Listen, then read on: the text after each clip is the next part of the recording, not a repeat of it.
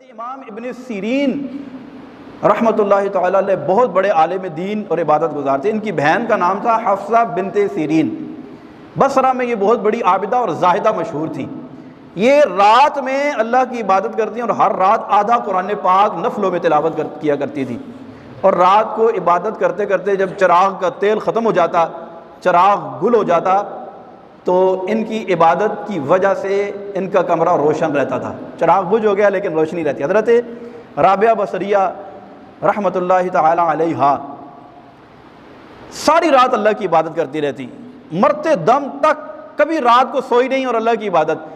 اچھا، رات کو عبادت کرتے آنکھ لگ جاتی نا تو فوراً ایک دم اٹھتی اور اپنے آپ کو مخاطب کر کے کہتی ہے رابعہ تو بہت سوتی ہے۔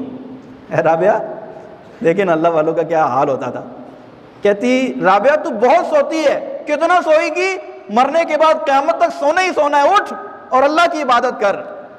اٹھ فریدہ ستیا تے جھاڑو لا مسیت، تو ستا رب تیرا جاگدا، تیری ڈاڈے نال پریت۔ تو جس سے پیار کرتی ہے نا رابعہ، تو جس سے محبت کرتی ہے، تو جس سے محبت کا دم بھرتی ہے، وہ تو سوتے ہی نہیں ہے، تو عبادت کرتے کرتے سو جاتی ہے۔ تو بات اصل میں یہ ہے کہ جب دل میں محبت آ جائے نا تو یہ سارے کام آسان ہو جاتے ہیں۔ تو انشاءاللہ ہم تہجد کا اہتمام کریں گے، اللہ ہمیں بھی اپنی محبت عطا فرمائے گا۔ والذین یبیتون لربہم سجدا وقیاما۔